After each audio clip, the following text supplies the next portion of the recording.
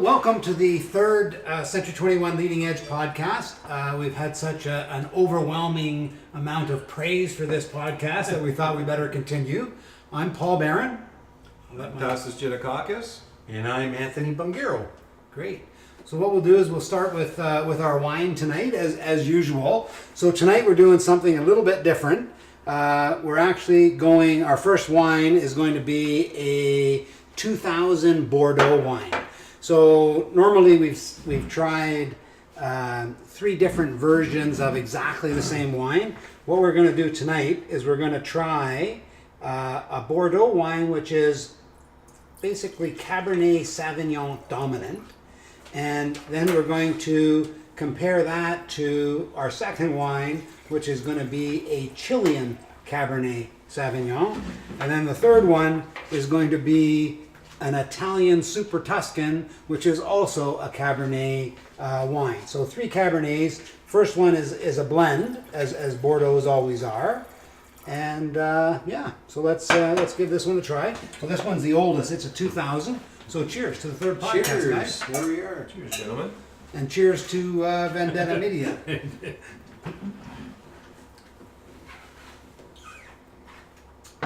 Okay, that's why we all came here, right? Wow. The wine. I tell you, gets better all the time. Yeah. So what's interesting with Bordeaux wine, and I think I mentioned this before, is that when you start drinking New World wines, very, very fruity, flowery, right? This has got lots of depth. I don't know if you guys noticed the difference. A lot different than most wines that people are drinking on a regular basis. And I think it's just a great region. 2000, also when we go back to the vintage chart, is an outstanding year for Bordeaux. Oh. So you guys chat about the wine. Are I'll look these it up. all three from 2000, Paul? No. So we have a 2000, we have a 2011, and a 2013. So three different ages. But all Bordeaux. No. So There's a that's okay. Super Tuscan. Yeah. I So should know that. the first one is a Bordeaux, Yeah. which is, so Bordeaux wine is always, you've ever heard of a Bordeaux blend, right? So a Bordeaux wine is always a blend, and it's usually Cabernet Sauvignon or Merlot dominant. Oh. Right? This one happens to be Cabernet Sauvignon dominant, but there's Merlot, Petit Verdure, and can be different grapes in there. There's certain grapes that are allowed in a Bordeaux blend, and I wanted to try that against the other two that are both 100% Cabernet Sauvignon. Okay, Right. so just to see those differences, and then the second wine that we're going to try, which we'll talk about more when we pour it, is a Chilean wine, and then the third one is an Italian Super Tuscan. So we're gonna go through that process, but I'm just going to give you from my vintage charts, because I was talking to you before about wine really needs to be looked at from a vintage chart basis. So when we look at Bordeaux, This is great. It's got a nice, it's got a nice Earthy. flavor. Yeah. Really complex. Yeah. They all have their own That's what I little. taste anyways. No. so even that's an 18-year-old wine, and my Wine Spectator app rates the 2000 Bordeaux at 95 out of 100 is the overall rating of the vintage. Which So is an a great amazing rating. year. Wow. The year before that was super amazing, was 95. That was also rated 95 out of 100. And it's still listed as drinker hold. So this can still continue to be cellared. And as you can tell by that dusty bottle, it's been in my cellar for quite some time. And they're really starting to be ready to drink. So I have probably 3-4 cases of 2000 Bordeaux. So we can try a different one next week, or next time we do our podcast. Or if you hear the doorbell, ding dong. It's not. There you go. There you go. Yeah. Okay, so let's talk a little bit about real estate. What's happening in the market, guys? Well, I think it's improving. The stats show that it's improving. I think the media will probably have you, believe a little bit differently than that. But what I find most interesting is that when we look at the market changes, I think again the media is still reporting market down, X%, and I think you have the stats, and we'll go over those in a second.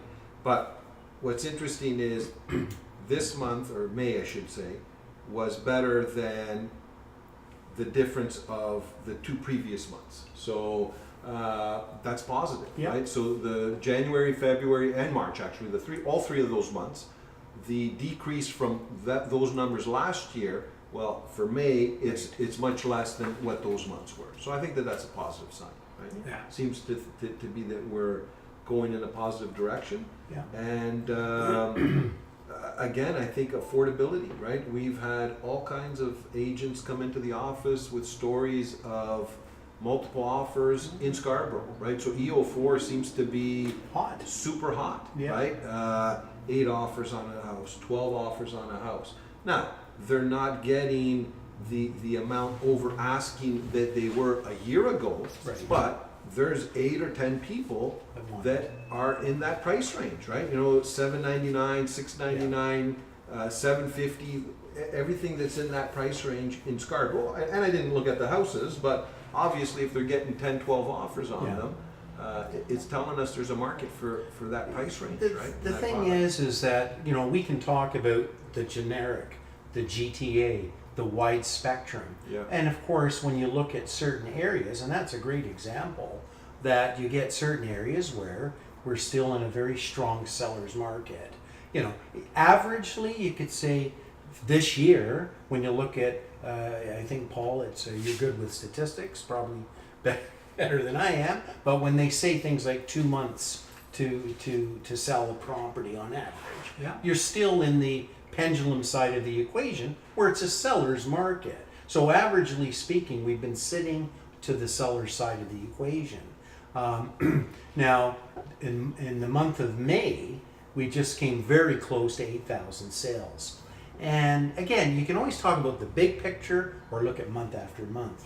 Month after month, the sales have gone Yeah. up. Month after month, the prices have gone up. So, you know, it sounds like the eternal optimistic thing, but it's the fact. The fact is it's an amazing market. The only talk I've heard is, look, we're moving into the seasonal time. June, perhaps July, August, where there is not unusual to soften a bit with the summer season, people going to their cottages, etc. But again, that's a general term. Yeah. What I'm hearing is that averagely speaking, you'll take E4 in certain areas where it's still really a seller's opportunity. But what I'm hearing is it's a great market. And why is it a great market? Because it seems like, without the crystal ball, we're sort of approaching more of a balanced market. Yeah. Not really great for sellers, crazy for buyers. A balanced market. And that's probably the best position to be in the real estate business when you're working with buyers or sellers. Sure. So that's again, you know, you can talk about because we're GTA type people. Yeah, for sure. Yeah. So I think it's interesting. So I saw a couple of things that were interesting out in the media in the last month. So CMHC, which usually will produce information that's talking about Canada, where we're Yeah. we're concentrated on the center of the universe here in the GTA, but they're talking about Canada. But they were talking very much like things have all ironed themselves out. Yeah. And now we're into a stable type of a market across Canada. Yeah. The other thing that I found interesting, and I get a feed with all of these different articles, right? And the other thing that I find interesting is that there seem to be a lot of articles out there about consumer debt and that being a big challenge.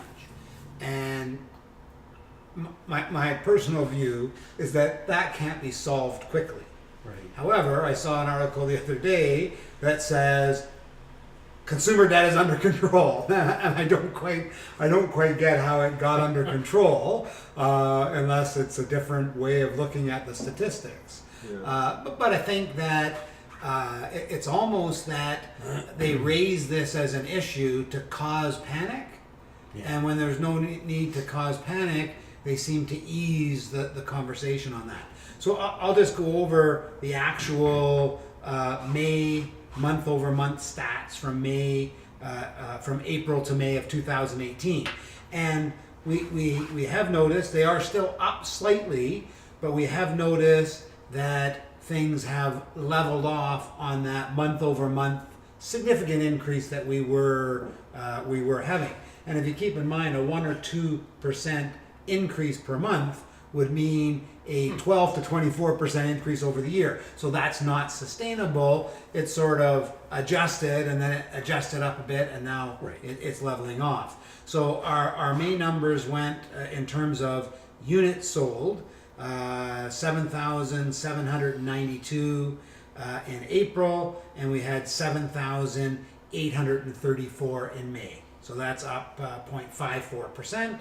And then we had the average price went from 804,584 in April to 805,320 in May. So that's pretty much up 0.1% or level. What's interesting is that people are getting in on the game. So May new listings went up 16.9%. Yeah. So we had 16,273 listings in May. So I think that is good. We have about 2.6 months of inventory, which, as you said, Anthony, is still clearly a seller's market. Condos, when we break it down, like we talked about before, at the bottom of the chart that they'll put up, it shows condos are up 0.6%. Actually, townhouses are down 0.7%. And again, when you look at small fluctuations, sometimes it's also, the particular units that sold that month. Month. Semis are up 3%, and detached houses are up 1.5%. So I think that we're moving into a very very stable market. I think also what's interesting when you look at this market, as a real estate agent, people talk about the times we were having over the last few years as being great for real estate. It was very, very difficult for real estate because people would have to go out and sell a client on 5 different houses, and then they would lose up in the bidding. They'd lose out in the bidding, and then they'd end up with going back to the drawing board.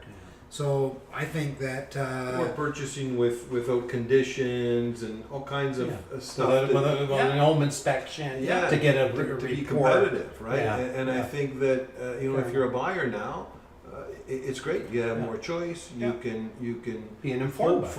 hopefully, be an informed buyer and put in terms that are favorable to you or reasonable.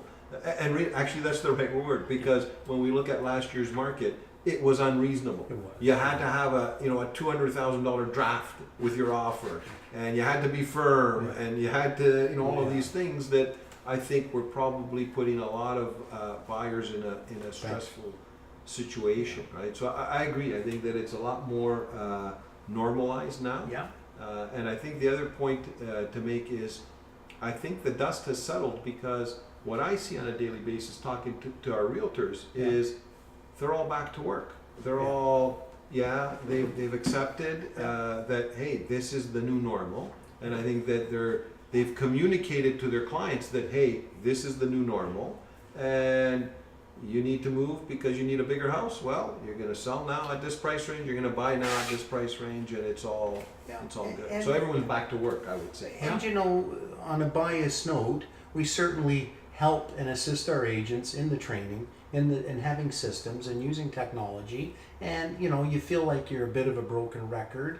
And I'm not suggesting that I am or you are, but But I am. But you said Paul. But I am. Paul, he's a wonderful man, but man, he pushes the opportunity for training. He's always pushing for the courses. And this is a compliment, Paul. But what happens is that when you look at the professional side of running a business, it is important to have the systems. Again, as we move forward, we're talking today, tomorrow, and we're in the business for a long time, and we have many years that we want to be successful. It is important, the agents that upgrade their education, have the systems, utilize the technology, and that's why we offer classes and training and the CRM systems and the new we went to real estate webinars today, and that was an amazing system to see what direction. And they said, don't look at the past, look at what's happening in the future. Yeah, Right? absolutely. And actually, interesting on that note is before we get into talking about real estate webmasters and technology, Yeah. just to finish on market. So we had the Treb Realtor Quest on the 30th and the next Treb annual meeting that we had. And just so you guys know, I've been acclaimed as the central brokerage director again for another 2 years. Nobody ran against me, so I'm good to go on How come that. every time I ran, I had to run against someone? I know, Change. yeah, and there was a few fights out there, but yeah, all good. But what I wanted to just touch on is my good guy Benjamin Tall from CIBC World Markets. I really like the way this guy looks at things, and just want to share Yeah. some of the stuff that he Yeah. said on market conditions, what we can expect. The other thing that I think is great is that it's far better for me to tell what Ben predicts instead of me predicting something, because how the heck am I going to know what's going to happen? But here's what his prediction was, is that we obviously had a small increase in rates already this year. He is looking at another quarter point increase in the Bank of Canada rate, probably in September, and then one more for next year. He has talked about all of the different interventions, and we talked about this before as well. You know, the new qualifying rules, the tax on foreign buyers. All of these things have affected the market, and it's probably a good thing, because things were getting out of hand. You cannot sustain that kind of Growth. crazy activity Yeah. and crazy price increases. So it's great that the government intervened. And what he's forecasting is that there is going to be some uncertainty. There is going to be some fluctuation probably in the next couple of years. So even into 2020, 2021. But his view is, when something happens and the values go down a bit, go out and buy some real estate. Right.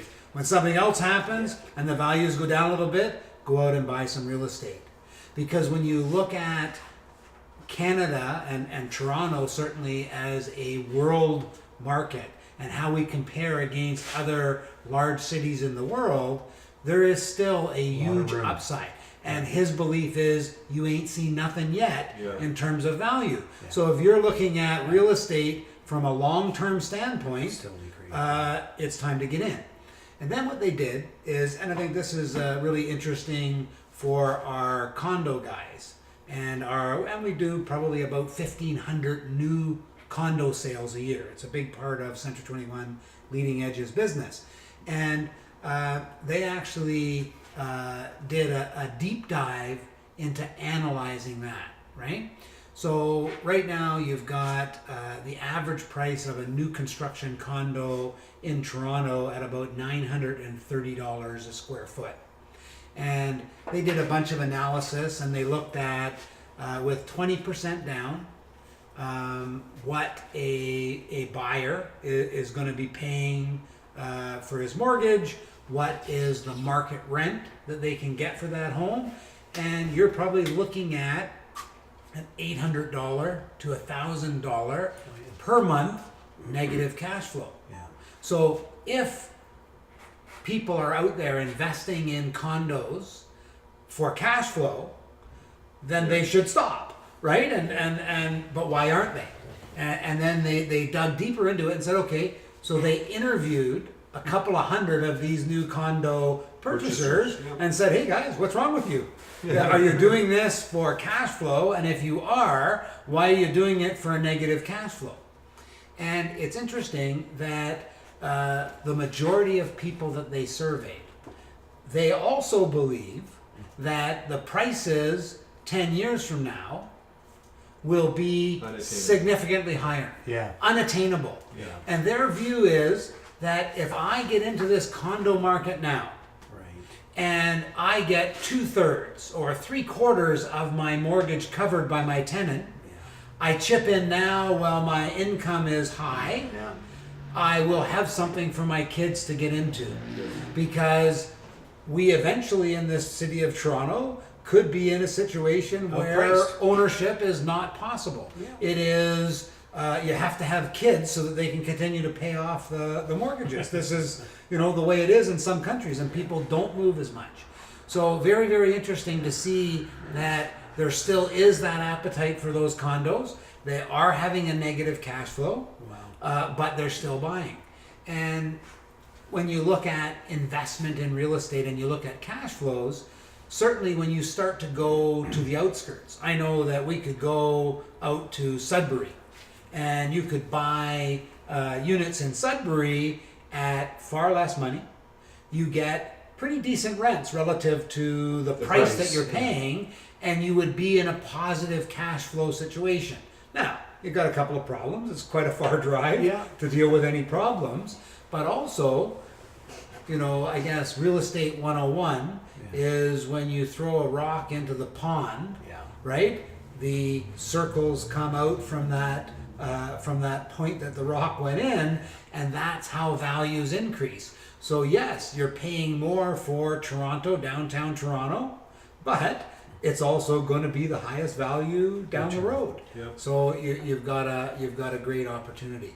So he had, I thought I would share that because I really think that this guy is on track for understanding the marketplace. He also, doesn't think that other than the other raise in rates this year and maybe one more next year, that things will settle from there, and that's what we'll be looking at in terms of mortgage rates. And you can see that the banks tend to adjust based on these changes, right? Because what also happens is that, and I find it interesting that some of the banks tighten up on their mortgage lending until their market share goes down. And they say, okay, let's loosen up on our lending find some programs criteria. to lend Let's- money. let's find some programs. Let's get some mortgages. So underwriting, kicks in and talks tough talk, and they tighten things up, and then they lose market share, and then they make some adjustments. So the other thing that's going to adjust in this market with these new rules is that your secondary financing, your credit unions, your private funds are going to make up the slack. And in fact, they're already starting to get a larger percentage of the mortgage business. They are talking about more regulations for them. Right now it's just talk, but that could also affect things. So I just wanted to get that out before you tell us what happened at the Real Estate Webmasters training today. What did you learn? Well, it was about the systems for the agents. I mean, we've always been proud that we've provided them a website and systems and a CRM. But from what I gathered, it's a whole different world out there. It's about lead generation. So what I learned is that if you, the agents are still going to be provided, their name.ca and lead generation. But what I learned is that there's a new CRM system, that there's new ways of, today there is ways, but new ways in the future of having client follow-up. And I learned the importance of when you get the leads to properly nourish them and follow up. And he did a demonstration how the leads can come in and come in by large numbers. And I thought it was totally amazing. And a lot of the agents that attended were just like saying, "This is amazing. It's a great opportunity that." We got tickets for them to go. I don't know if you saw it differently, Tass, or the same thing. No, same thing. I think that what I took away from it is how quickly the technology changes and how realtors really need to adjust. And I think a big part of that is not just generating the leads, but incubating them, right? So you're out there, and people know that you're out there, and they're gonna click on this or click on that, and you're going to capture their information. But what do you do with it now? Right? It's not just responding. It is a matter of building that relationship and keeping in touch with them, because I think we all understand that people aren't, you're going to get a percentage that are looking to make a decision right now, but really, a lot of times it's a longer process. Yeah. So you need to be along for that ride. If you just think, well, this guy doesn't want to buy a house today, and you forget about him, that's foolish, right? Yeah. You need to be having them in your system, making consistent contact, Yeah. being there to answer questions for them, and I think that's where it's shifting, right? And people need to understand that they need to be on top of that. Yeah. Right? What were they talking about? They were talking about you need to make complete adjustments every 2 years. After 2 years, it's old. Yeah, Yeah. yeah. Yeah. And even 2 years might be too long, Paul, Yeah. right? You look at that time chart they showed of how stuff has changed, and It's crazy. it's mind-boggling. Right? Like in the morning, it was almost like the setup to set the tone, and I respect that. It was about the future.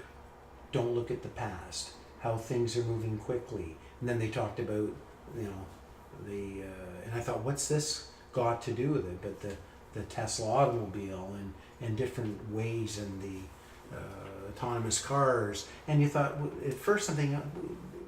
I understand where they were going with it, but it's about how you have to look at new ways of doing business. And a lot of the newer agents are doing phenomenal. Even communicating just at our table, they said, you can't phone. You can't just phone Bob or Cheryl. You can text or send them an email or whatever. So I think you have to understand all these new ways of communicating in order to follow up and to incubate the leads. You got to know how to keep in touch with them. But it was. And I think that the takeaway, Anthony, is Yeah. you got to go with the flow and change. Yeah. What I found interesting was his comment that he says, "Oh, if you're in the market for a car, just lease. Don't buy a car now, because Yeah. there are so many people coming to the field with fantastic technology." And I think the two that he mentioned was Audi and BMW with electric cars. So he says Tesla's had this huge run because there is nobody else, really, right? But That's right. there is so much coming to the market. Yeah. He said that the cars that are being made now, and he says, 2020, 21, he says, all of those cars, the technology is advancing so quickly that come 2021, 2022, they're going to be completely obsolete, because all of this stuff that's That's right. in the works right now, Yeah. the whole autonomous car thing and that becoming legal and the technology behind it, it is absolutely mind-boggling. Yeah. So I think, they were talking about that to show us, hey, look how quickly this is changing. Right, If right. you think your industry isn't changing, you're a fool. That's right. If you think it's like the old days of come in, here's the phone, and just, phone 100 Phone people, it. Yeah. it's not that simple, right? That's exactly So, it. so you really need to go with the flow. Yeah. Or even websites in themselves, Anthony. But how important? Not that long ago, 10 years ago, Yeah. how many people had a website? That's right. Right? That's right. It's a lot of people's like, oh, do I really need to get a website? Yeah. Now, can you be a realtor without a website? And never mind a realtor, can you be in any business without a website? Yeah. Right? But there are some without. Yeah, that's scary. That's That exactly is very scary, right? Yeah, yeah. But it always goes to a different level, because initial websites were, hi, my name is Anthony. I'm a great guy. I love to do this. I have great hobbies. I love swimming. And they come to realize that it's not all about you. People go to a real estate website to see pictures of houses, just like C21, Paul. When I first had the opportunity and privilege of being, it was like, if you don't have 21 photos, you can't list a house in our company. And you try to understand that, again, we're on the technological side, at least it was for me, that people go to websites to look at pictures. And it wasn't just like throw 21 photos. It was quality, clear, proper. And then they, as you know, upgraded it to 50 photos. So there's a great point, Anthony, Yeah. right? You look at that, and when we first started our Century 21 websites, Yeah. everyone was like, what, 21 photos? When am I going to take 21 photos of? Yeah. So a big part of what they were talking about today was the technology with cameras and some interesting stats. Right. I think the number was 84% of the public survey Right. wanted to see virtual tours of Like property, 360s right? or probably Like 360 or you know the walk through 3D it. Yeah. tours, and the number of people providing them is nowhere near that. It's like 4% or 6%, right? But everybody knows that they should be doing it. What I found really interesting was how cheap and affordable it is. Yes. So he's naming off all these cameras that do this 3D work, and we're thinking, $195, $200. okay, that's like $4,000, and it's like, no, this is $210. You can buy a decent camera from $120 to $400. So very affordable. Well, I guess the Matterport stuff came out, and that was like $5,000 to buy one of those cameras, and then the stuff that they were showing today, what was that? Remember what that was called? and what this is that for a great video of your home, right? You could also get a professional video done, right? And that would be a good idea through Vendetta Media. They do a great job.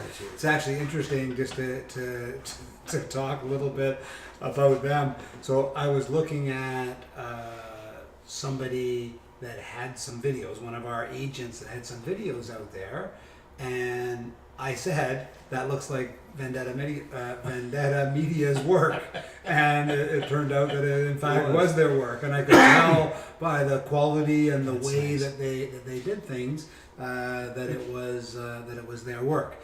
But I think that not that that this is in competition with Vendetta, but this is why we should get them to be at this summit, because this is the technology that they should do for us. Because they showed us today basically virtual reality views of the home, and you move the camera and you can see the ceiling, you can see everything in there. And they showed us. It's all relatively new. Yeah, they showed us technology, especially at an affordable price. Yeah, exactly. Right. They showed us, and I don't want to tell agents that they should be getting out there and doing this. I think that we should have professionals do it, but they need to use the technology that the people want to see, right? Yeah. So I will be talking to Vendetta Media about getting that technology and getting rolling with that, because it was amazing. They showed us stuff. Where did you see the one where they're in the hotel and they point the camera and the technology shows the listings that are available out in front of them, right? Like what the heck? This is crazy. But you know what I'd love to do, Anthony, is we were talking about autonomous cars and not buying a car and where things are going with cars. We're obviously shooting this. This session of our podcast in a different location today. This is not one of our offices. No, this is actually it's kind of my side office. This is Anthony's private office, man cave. Yeah. So tell us a little bit about the setup that we're in here. Well, that's right, and having the little office, it's good to have a side office for sure, because when you need to make your calls and all that important stuff, I've got the office where we're sort of sitting at the edge of the office. But no, it's the last two podcasts, we did them at our gorgeous Stouffville office, and I thought this would be great. I like my cars, and I have a few old cars, and the thing about this is you've got the drive-in door, and in the winter time you've got somewhere to put the cars, because normally you're kind of putting them in the garage, keeping yours outside, or just like Tass has some gorgeous cars, you're finding little places to put them. I thought this would be a great opportunity. So, this is great. I'm very jealous. My cars are scattered all over the city, so having them all in one place is fantastic. It's totally fun. And they're all different kettles of fish. I mean, there's only about 1,200 square feet, so if you wanted to jam, you could probably sort of just wedge in a half a dozen cars, no problem. But I like to have a little bit of space. So the one car that... What's this one behind us? This one that's sort of behind us is a big red Chrysler. It's actually kind of a rare car. I mean, Chrysler is not a rare thing, the Chrysler Newport. But to have a Chrysler Newport convertible, I don't want to throw out production numbers, but it wasn't very high at the time, and maybe around $3,000 in change back in 1969. So there's not a lot of Newport, and it's a 1969, so it's a lot of fun. It's got the big block 383 engine, and but when you drive a big car like that, it's just so smooth, so much fun, and I thoroughly enjoyed it. I've got back against the wall. There's a 1966 Sunbeam, and the Sunbeam. I don't know if you remember the early James Bond movies.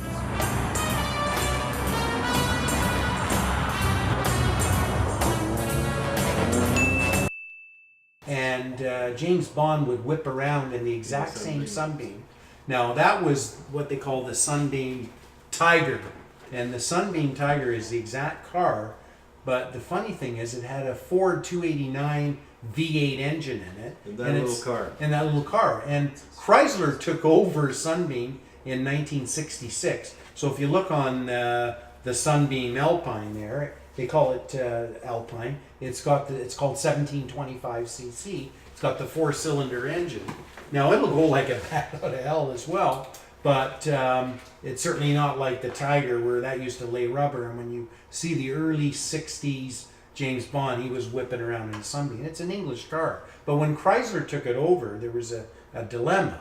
How could the Chrysler Corporation buy out Sunbeam, and the Tiger has a Ford engine? And they couldn't fit the engine of a Chrysler. It's just not enough space. So it was the finish or the demise of the Sunbeam.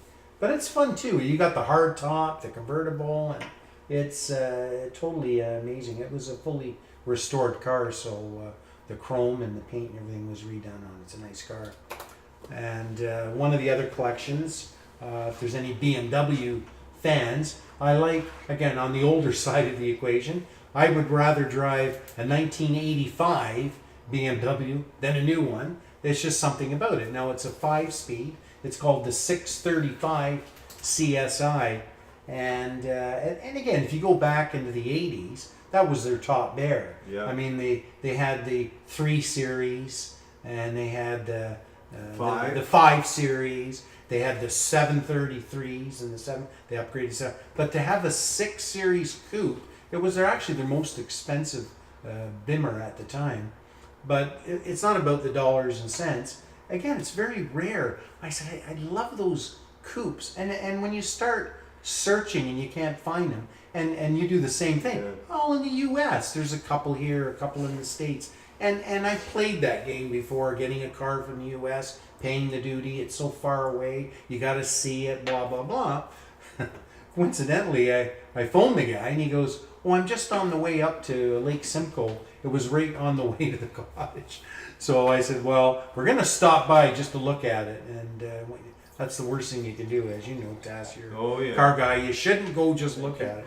So I picked it up. So it's a fun hobby. I'm glad that we're able to shoot here. It was fun. And hey, we...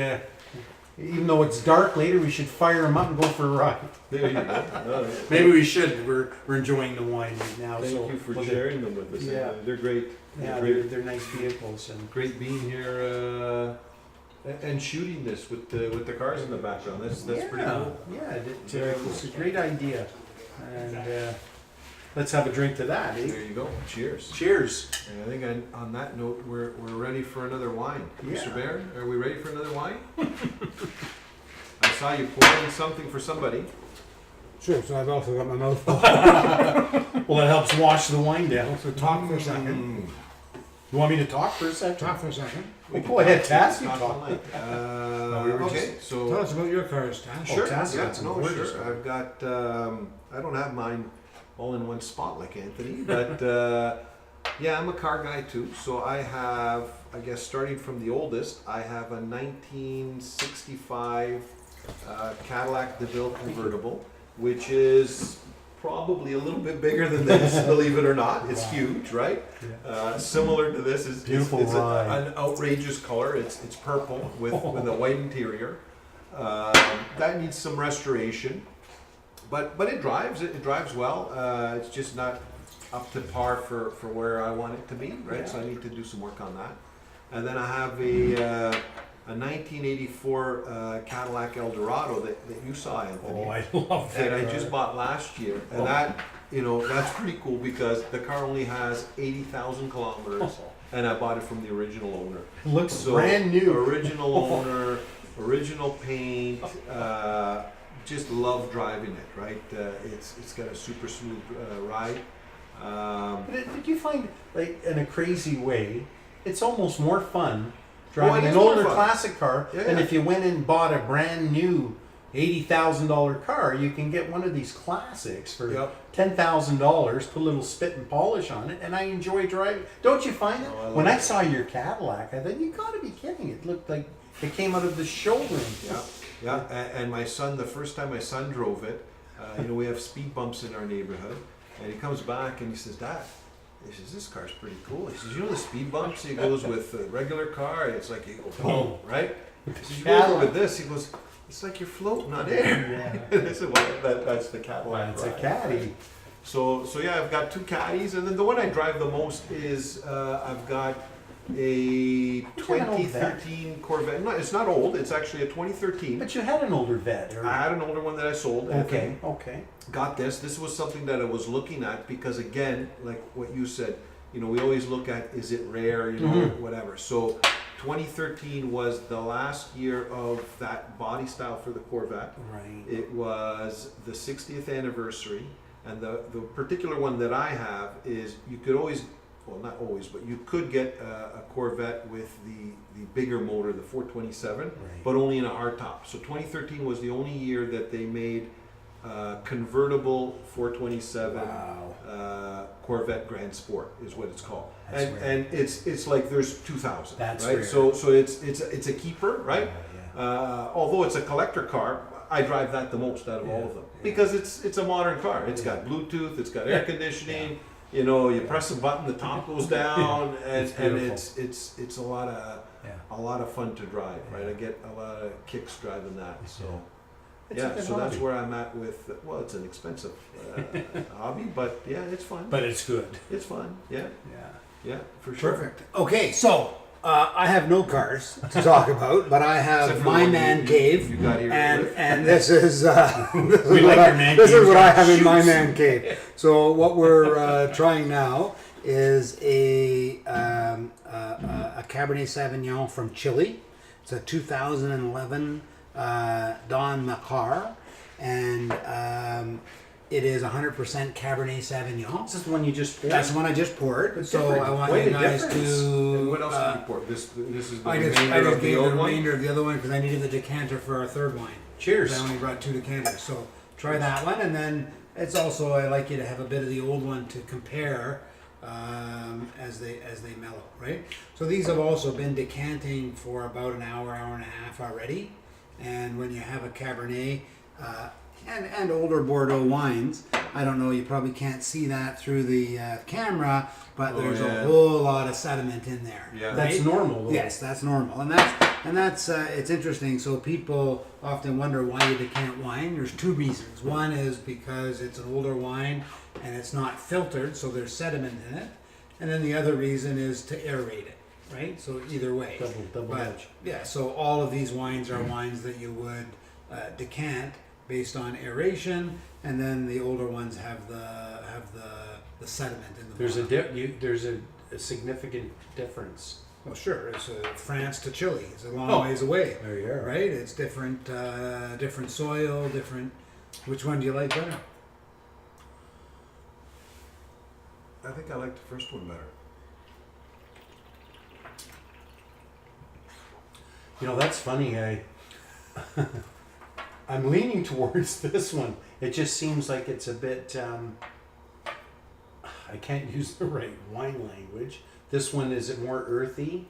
The first one. Just it's Anthony. English. English. Is good. English is good to describe. It's more earthy, more, I don't know, is it deep? This one just is, I don't want to say that it's lighter, but has it got a little bit more fruitiness, or Yeah. I was going to say it's just a little bit on You keep disqualifying yourself on, but you're. Well, I you're thought there usually was right on the money. So this is a younger wine. It's only a 7-year-old wine. The first one's 18 years old. So My age. the the tannins and that fruitiness has had a chance to mellow, right? And it is different tasting. So I think you're spot on. I think I'm going to start asking you what's the grape, what's the year. Also it's also interesting to look at wine and see if you can tell the age. So do you know how you tell the age on wine? No idea. They haven't given us that lesson yet. So let's look at this. And 18 years is not that old, but when you look at, and I don't know if you can see this in the camera, but even if you can't, we can tell you about it. So you see that you have this little U or that different color Yeah. sort of rim. That is usually indicating a little bit of an older wine, right? Okay. And when your wine is younger, and you see on that one, It's more solid. It's solid. There is no change. So you get that little bit of a U with an older Yeah, you can wine, see and the older, the more pronounced that is. So that's Interesting. one way to tell. The other way is that sometimes this one is still a fairly deep color, right? And The older one. the older one. Yeah. But it's also a blend, and it's got quite a bit of Merlot in there, which is Yeah. a little deeper in color as well. So that could be throwing it off a bit as well. Interesting. But anyway, I just wanted to get that second wine out and enjoy that. I'll also look up the rating of the vintage for Chile for 2011, just to tell you that, because that's how we're choosing our wines now, is based on the vintage charts. So let's talk a little bit more about the Real Estate Webmasters event. What else did you guys find from that? What else did you learn? What else did we learn, Anthony? Well, I'll end up repeating myself. I think. Okay, before you do that, Yeah. give some thought to some new thoughts. Okay. I'll just tell these guys that the overall rating for 2011 in Chile is 90. That's the overall rating of the vintage. This particular wine is rated 94. So even though our overall rating is 90, they can still be individual producers that have higher price So value. they'll rate the grape for that year, Paul? Yes, so they're And rating then the the- harvest. Okay, the Right? harvest. So they are analyzing the harvest and rating the harvest. And, unlike Bordeaux, it's interesting. So we looked at Bordeaux, and if I compare the two, so in Chile, the 2015 rated vintage was rated 92, then 89, 90, 91, 90, 89, 88, 89, 92. So there is no exceptional Yeah. seasons in Chile, and a lot of that goes to the sophistication of the winemaking. So Chile is still considered old world wine, right? Yeah. But I think that they just don't have the same sophistication that Bordeaux has. And But with Bordeaux, Chile, you say would it be similar to like in Europe, Italy, or France? yeah, I mean, I think Yeah. Chile and South America is considered old world. So, Right. uh, Now, Australia, which is a different side of the world, I guess, Yeah. but you see so many people talking about the Australian wine, the grapes from Australia. Do you have any feeling on that? Do you have any special vintages that you like from Australia? Well, we will have an Australian tasting night Okay. down the road, Okay. and Australian is considered New World wine, Oh, okay. and it is called by the grape varieties as opposed to the the region that it's produced from, and we will have an Australian night. Right? Okay. So yeah. Because you see a lot of people today. At least I've got some friends that. Well, That's they're all- very popular. the Yeah, it's all Australian wines. Australian wine. Shiraz and Yeah. Yeah. Well, and Australia is pretty much known for their Shiraz. They have the odd Cabernet, but pretty The much Shiraz. everything is a Shiraz. And yeah, I have some great, We'll look forward to that. great Shirazes that we will have at a tasting. We'll try a few, and what we might even do, because remember we talked about the Châteauneuf-du-Pape, which is my favorite region, and that was our first session, if you Yeah. guys remember, right? So I remember all the wines that we had. I went out for dinner to a restaurant where they don't allow corkage, so I couldn't bring my wine, right? And so I asked them to send me a wine list right before I went to the See what restaurant, they have. and I talked to them about 8 different wines that were on their wine list. I have obviously a bit of a problem. At which point they didn't want to give you a I- reservation to the Well, no, restaurant. You have a problem? So what's interesting is that so this is a restaurant that doesn't allow corkage, right? So my challenge there, excellent restaurant by the way, Falco's is an Italian restaurant. We didn't allow They it. made their own homemade pasta. Just an amazing restaurant. I'm sure. Yeah, Have you eaten there? yeah, Yeah. yeah. Have you eaten there or no? Yeah. Yeah. On Main Street. Yeah, amazing restaurant. So they have on their menu, they had a 2012 Barolo. And rated 93, so a good rating, but it is drinking in 2020. That's when you should start drinking it. And I'm saying to them, hey, it's great that you got a Barolo on there, but if I'm going to have the bolognese sauce on my pasta and I want a nice Barolo with it, I'd like to have the 2004 that we had when we did our Barolo tasting. That one's ready to drink, right? So I was just teasing her and telling her that, and the guys I was with, they thought they were going to throw me out. I took actually a couple of guys that we were working with on that. I was going to say their names, but I won't do that. I won't do that. But yeah, it's interesting the way that works. So we will certainly try some Shiraz. Yeah. Listen, I've got a lot of pressure on this wine tasting. A lot of different things that we're going to try, and we will go through a lot of different things.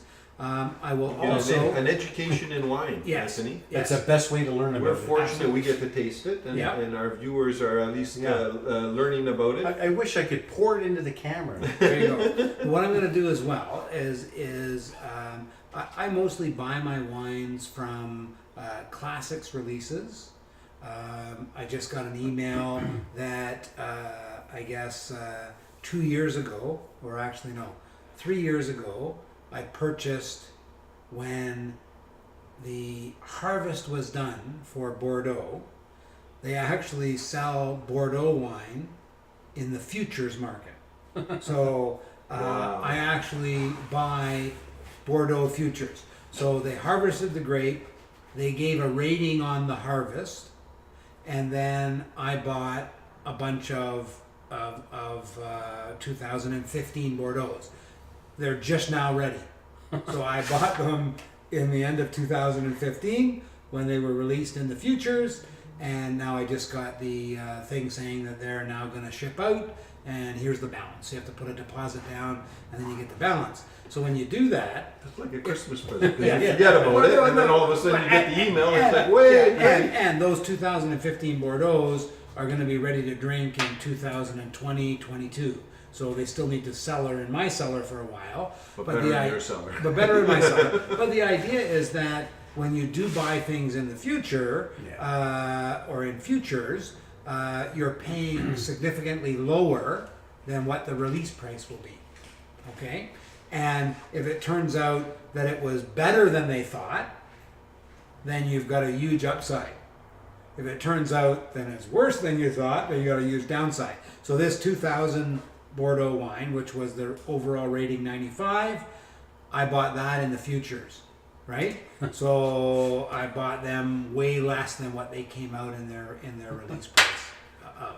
So Good timing. good timing, yeah. So it's fine. So what I was going to say as well is that what we're going to do is I'm going to try to also have some picks of some wines that people can great. get.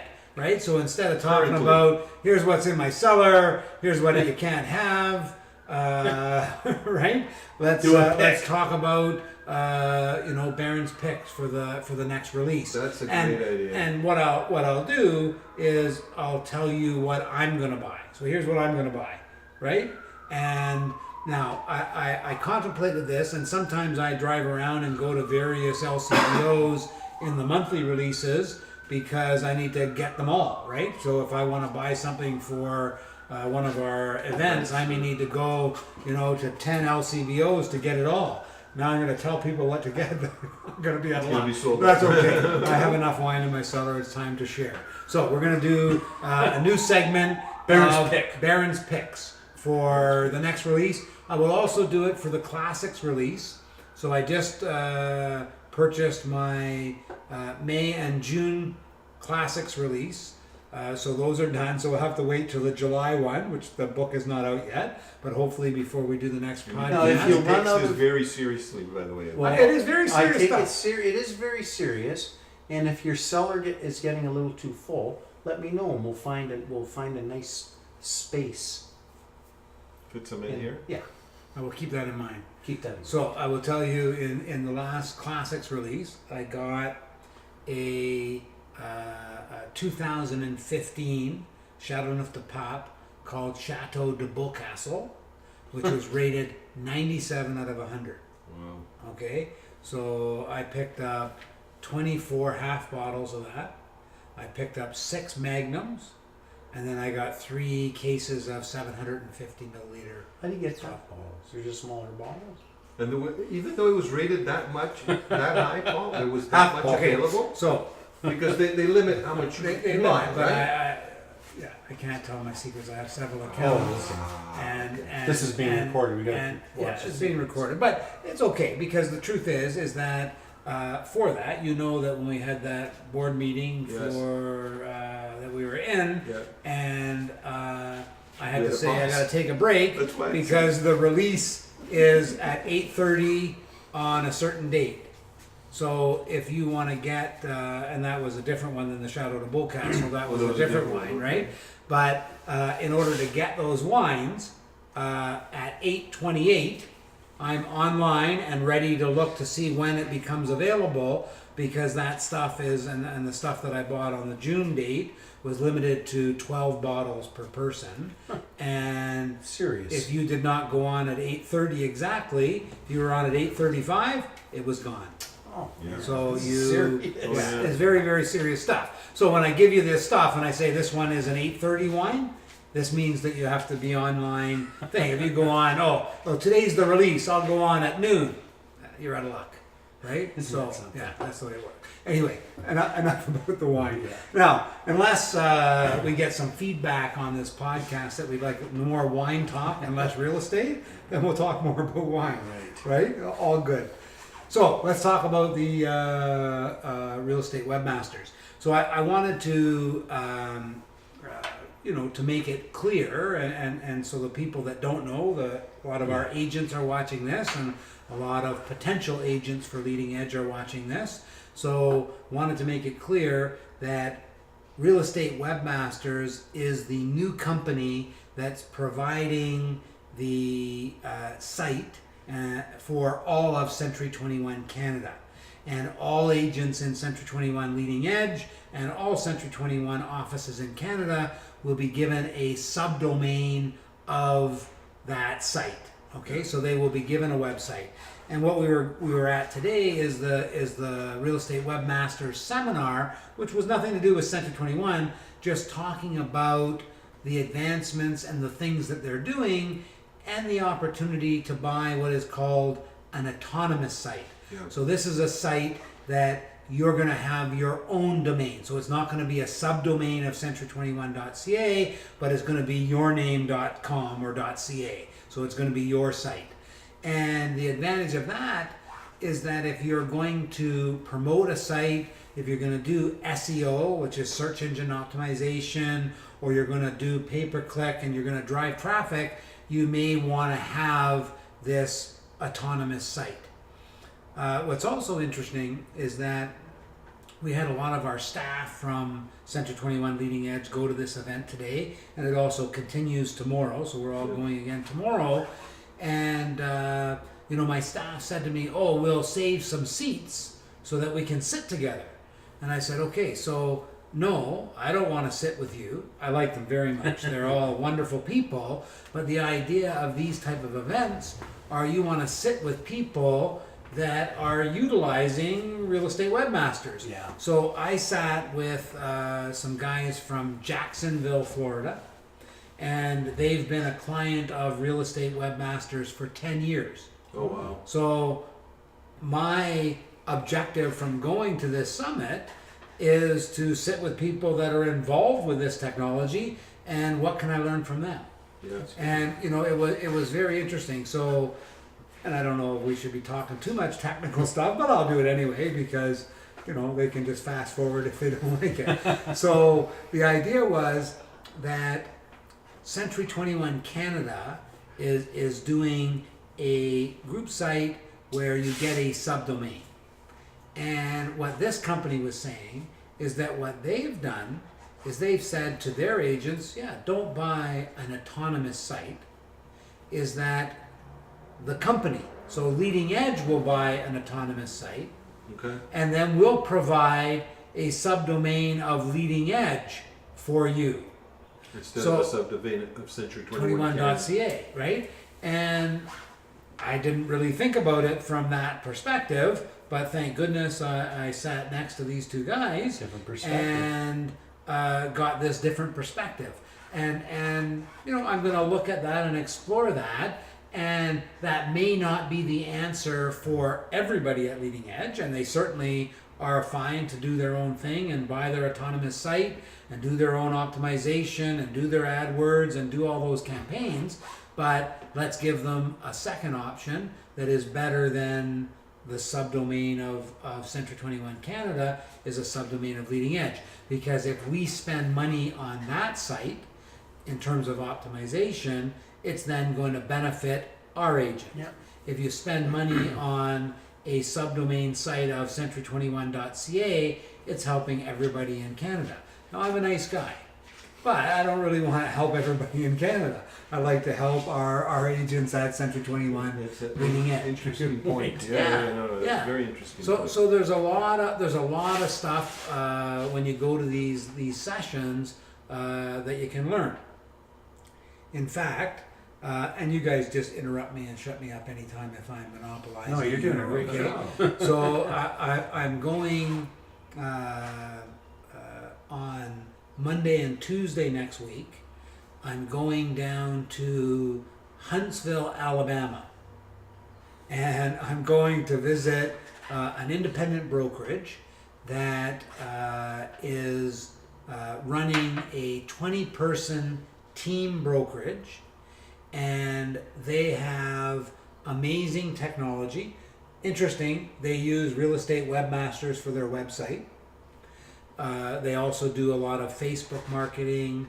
They do billboards. They do everything.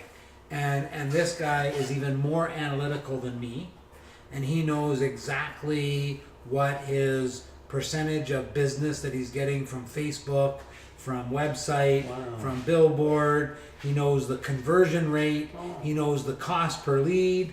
So I'm going to go down and spend 2 full days with him. Find out what he. And these guys in Alabama, I was saying to him, he's in my T3 Summit group, right? Which is another program that I'm involved with, learning about technology and how to do these things.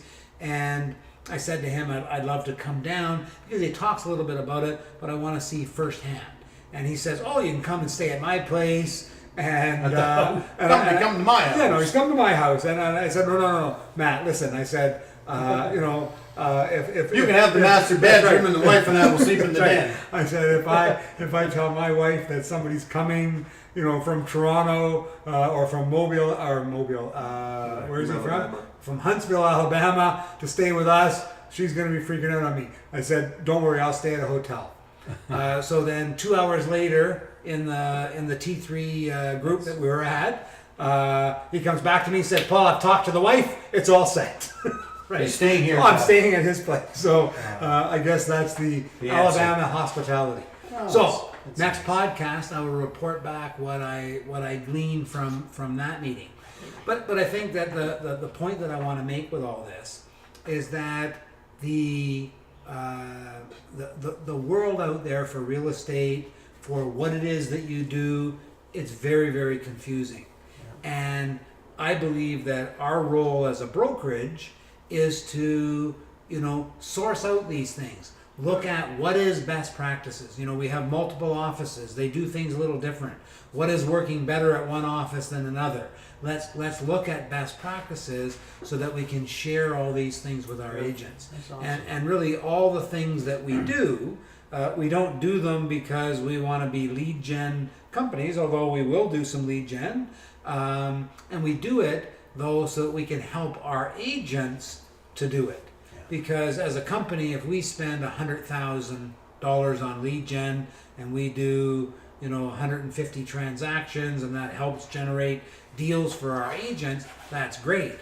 But if then we can take that and have 100 of our agents each spend $10,000 on lead gen, well, now that's $1 million on lead gen. Yeah. And what can that turn into? Yeah. So that's really what we're all about, is leading by example and trying to teach them best practices so that everybody can accomplish more in their business. What's also interesting with that is that we also almost want to discourage people from getting into the online business. So a lot of people will say, "Oh, website lead gen, that's great." So they get their website set up, they spend a bunch of money on that, and then they pay $200 a month for Google AdWords, right? And the reality is that $200 a month for Google AdWords, you may need to do that for a couple of years to establish enough of a database to do some transactions. So really, the spend is quite large in order to establish traction in the online business. And that's why we're trying to do it and lead from example and get those numbers for them. But the other thing that I wanna parlay into is that if you analyze the rest of your business, right? So everybody wants to know what's sexy in real estate, right? So what's sexy is online and generating leads online. But what really works is your database. Yeah. What really works is your center of influence. And your follow-up. And your follow-up. Lead follow-up. This is paramount in success in real estate. Yeah. So, we actually had one of our agents that was talking to real estate webmasters, and he's a newer agent in the business, and they had convinced him on a $36,000 spend. Wow. Okay, and I said to that agent, slow down. Okay, the idea is that if you are not a pro at converting leads, you don't want to spend that kind of money until you've gone through the training that we provide and that we do with Kathleen Black to learn how to convert those leads, right? No doubt. And then there's other things that you can be doing. So the idea is that a lot of agents look for magic in this industry, for sure. right? Yeah. So they look at online leads. Okay, I spend a bit of money and magically I make all this money in real estate. It doesn't happen. No. So you really need to look at it as a pillar, but not your first pillar. Maybe your third pillar, maybe your fourth pillar, right? Now, that being said, I went down to this RE Summit in Denver last year, and I met with some people from the States that had invested $300,000 into their website and online lead generation. Crazy, right? Well, the question that we need to ask though is, what was their ROI, right? And they had generated over that 2 years, so that was a spend over 2 years, and they had generated $1.6 million in revenue. So would you spend 3 for 1.6? It's still not great return, but it's a good return. I would do it, right? Yeah. I'll give you $20. You give me 60 back. Yeah. Okay. Is that good? Yeah. Let's do it now. You got your wallet? Yeah. Right? I thought we were going to pay a card. It's a poker table, right? We're going to play some cards? Or we're going to play some cards That's not after? on camera. That's not on camera. Okay. Did you bring some cash, Anthony? It's always available. Always Just available. take the glass off and you're ready to roll. There you go. Yeah, perfect. So it's interesting to look at you know, people want magic, people want sexy, they want online, but really the basics are really what you need to start with, Yeah. right? And once you get those basics done, then look at those other avenues. So we need to continue to explore them, and we still need to do them, but it doesn't necessarily need to be doing it first, No, it's- right? it's totally Because when you're going to climb the mountain, you don't try to step up to the top. You got to start at the bottom and work your way up. Yeah, Right? yeah, no, I agree. Yeah, And I've got a compliment for you. you do. Yeah. Okay. And one of our agents had said that it was actually during an interview. I just finished the interview, and they went when the prospective agent came out. Just a minute here. Are you thinking about joining Leading Edge? Oh, our broker of record, Paul Barron. You know what he does? He actually goes and he'll go all through the states and go everywhere and investigate opportunities and actually take courses and to meet with other brokerages. And I thought, she just went on, and I thought that was very nice, because it's nice to give you a compliment, because we always, from time to time, hear the little negative pecks, but it's a compliment. And I'll piggyback onto that, because I'm listening to about you going there next week and all that. You don't have to do that, and you don't have to do that, and you don't have to. But the reality is you know where I'm going with it, Tass. Yeah. It's nice. I mean, we're a wonderful team, but to see that you take heed into going to investigate what works, what systems, and this gentleman is a real lead guy. You're mentioning me in Huntsville, Alabama. Yeah. That he breaks it right down, and I think gaining that knowledge is nice. But I'm just piggybacking on the compliment. Paul, Yeah, no, because- and I think as it a is- company, it's nice that It's you an do attitude, that. right? You need to have, Yeah. I think, an attitude of always sharpening the axe, always improving, and you know, we, as you know, Paul, we always get people that say, "Oh, can so and so come and talk to your company, or can so and so come and talk to your company?" And you know, my answer is always, "Well, you know, not until I talk to them or see what it is that they're doing. If someone wants to present to our agents, Yeah. what do? Well, we want to see them present. Is what they have worth our agents' while, right? And I think we all have that same attitude, that anything that we bring to our agents is stuff that we've investigated, right? And people that think, well, why are you going to a seminar? Don't you know that already? No, we don't know everything, and we need to be constantly improving, right? So I think between the three of us, I can't even count how many things we go to. That's right. It's nonstop, Yeah. because you need to go to 20 to figure out, okay, these three look like they're going to catch on, or they have value. or you know, they're worth bringing to our people, Bring to the table. right? Yeah. So yeah, I think that it's an attitude of constantly looking for that improvement, right? I've actually spent 40 days in the last year in training. Yeah. I There you know, go. Now, one would say maybe he's just not very sharp. he needs a lot of training. No, but And the truth is that Took the the time. world is changing so fast. rapidly, yeah. And what is the next thing? And you know, it's interesting when you look at that, and you know, talking to the guys at Vendetta Media, right? Again, and them talking about Gary Vee, right? I don't know if you guys ever watched Gary Vee. I recommended him to a number of people. I'm really not a fan of vulgar language, so I did preface it by saying if you do look at him, you know, he doesn't speak, he speaks very vulgar, so I apologize for that, because I don't like that myself. But when you look at it, it is about trying to look at what is the next thing.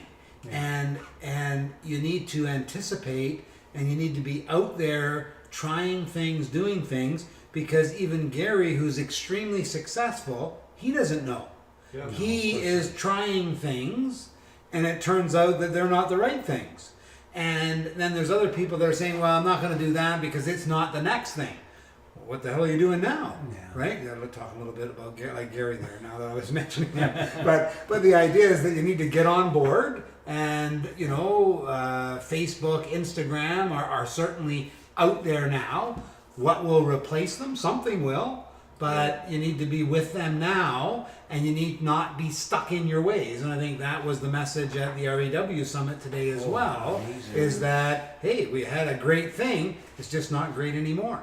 You know, there was also a real estate company in the Toronto area that was, in my view, had amazing technology, and they didn't update the technology, and they've been around for a number of years, and now they're leaving the industry because they invested a lot of money, but unless you get with the times, you're gonna Goodbye. be gone.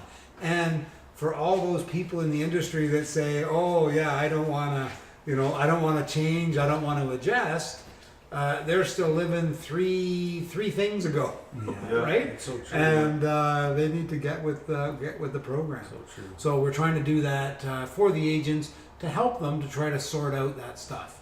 I think the other takeaway today, Paul, when you said that, just made me think, the fact that these technology companies like Google or Apple, for that matter, they don't have this attitude of, oh, wait till it's perfect and put it out. It's like the technology Right. is changing so quickly Yes. that you need to just put it out, Yeah. get the feedback. Yeah. Did it work? Did it not work? Make an adjustment on the fly and run with it, right? That's So waiting for, once this is straightened out, then I'll do it. Yeah. Well, no. Doesn't work that Right? way. So, yeah. Didn't they give the example gotta of just- BlackBerry and all that? You gotta just go with it, right? Well, I think that we had the rep from Google that was talking at the Yeah. seminar today. Yeah. And what's interesting with them, so I want you guys, before we finish tonight, finish one of those wines so that I can give you the third wine, right? Which is the Italian Super Tuscan Cabernet. So in Italy, the majority of the wines is the Sangiovese, right? And some of the Super Tuscans are producing Cabernet. Sometimes they do a blend of Sangiovese and Cabernet, but this one is a Cabernet wine. So I want you to try that one. What was Can I I tell saying? my super Tuscan joke, Paul? Sure. Yeah. What's your Super Tuscan joke? So I go to buy Paul. It's clean though, isn't it? No, it's a clean joke. I go to buy Paul a bottle of wine, right? And so I'm in the vintages area. I said, look, this guy's a bit of a wine snob. I said, so, tell me what's good, right? So he says, what does he like? I said, he likes Italian. He says, okay. He says, we have this Tuscan and we have this Super Tuscan. And I said, great, I'll take the Super Tuscan. And he says, well, do you want to know anything about it? I said, no, that one's Tuscan. This is Super Super. Tuscan. That sounds I said, better. so obviously it's better. I would have said, what's the And more he says- expensive? No, the funny thing is, he says, actually, it is better. It's okay, then we'll take it, right? So, anything with super in front of it, it's got to be better. Now, That's funny. I could be wrong, but I'm pretty sure that bottle was a 2014 Ornelian. Oh, It sounds familiar. I think that's what it was. that's why So, it's yeah, super. Great bottle of wine, and not ready to drink yet, so Not it's ready still to in my drink yet. cellar. Okay. But an amazing nice. bottle of wine. Thank you. Did I thank you for that? Thank you No, very no, much. of course you did. Of course you Okay. did. So back to Google. So Google was presenting at this thing, and they produce things that they think are the greatest things since Yeah. sliced bread. Of course. And what were they talking about? The Google Plus. Google Plus. So they all use Google Plus. They thought it was the best thing ever, And never invested went in, and nobody gazillion wants it. dollars in it. Yeah. and they accept that. Yeah. And they want literally said that nobody's using it but Google. but the Google staff, right? But the Google stuff. And Gmail, on the other hand, was Yeah. something that was not looked upon And it took as off. something amazing. Yeah. And now the whole It's huge. Gmail and enterprise version and Google huge. Docs and the whole thing is really, as a company, we really don't need to run with, with a Microsoft Office suite anymore. We can replace that with the with the Google Suite. and the Google suite. So it's amazing. Yep. To finish that one. Yep. And this last wine that we're going to try is a Lucci, which is a 2013 Super Tuscan. Oh, So Super Tuscan as well. There's the Ah, super. there you good. And you guys have tried this before, and the one that you've tried before is the 2011. This is now the 2013, which is rated higher, but this is what we call the young stuff, right? So, and I'm just going to pour some for this guy off camera here as well. This is super. We got a piece of red meat. Yeah. So this is a Super Tuscan, and a little bit young to drink, but sometimes Like you gotta. Yeah, it's like Anthony. Sometimes you gotta try a wine when it's younger, and I happen to have a couple of cases of it. So when we're doing our podcast in 2028, right, 10 years from now, Yeah. we'll try another bottle of this, Yeah. and we'll talk about how it compared. Yeah, we got to do that. Yeah, we'll do that.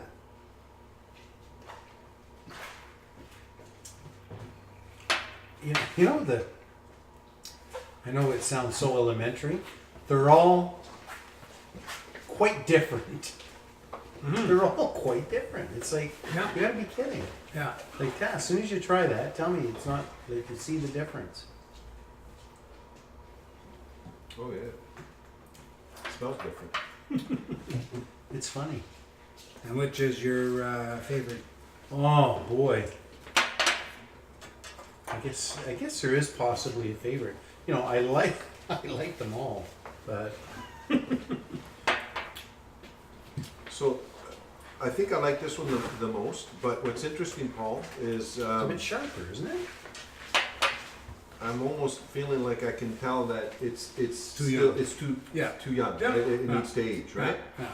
I really would like to have pulled a 2011, but I finished all But that. it's very flavorful, isn't it? Mm-hmm. I know what you're saying. But it's funny. You can taste the fact that it feels a little bit young. Yeah. You're starting to get a little bit of a better palate now, Tass. Yeah. Because that's a little The way it bit of is. a Does that mature- make sense? What Yes, I, what absolutely. I said? I agree 100%. It's a little bit what we would call a little bit tight, Yeah. and not opened up, right?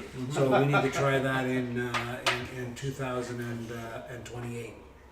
There's So- hope for me. I might become a wine snob. Yeah, there you go. I like that. There's hope.